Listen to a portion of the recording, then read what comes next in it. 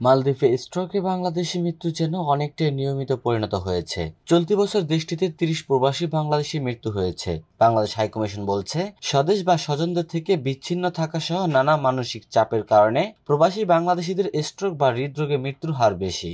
বাংলাদেশ মিশনের পরিসংখ্যান অনুযায়ী চলতি বছরে এখন পর্যন্ত ৩০ প্রবাসী বাংলাদেশির জীবন ভাষণ ঘটেছে, যাদের অধিকাংশই হৃদরোগ ও মস্তিষ্কে রক্তক্ষরণের মতো জটিলতায় আক্রান্ত হয়ে মারা গেছেন।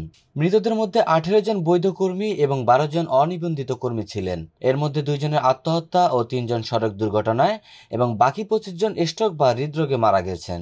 এদের মধ্যে 19 জনের মরদেহ তাদের কোম্পানির অর্থায়নে এবং দূতাবাসের সহযোগিতায় দেশে প্রেরণ করা হয়েছে। তবে 11 জন প্রবাসী বাংলাদেশি অবৈধ থাকায় তাদের মরদেহগুলো দূতাবাসের সহযোগিতায় ও ওয়েজ অনার্স কল্যাণ বোর্ডের অর্থায়নে যথাযথ প্রক্রিয়ায় স্বদেশে পাঠানো হয়েছে।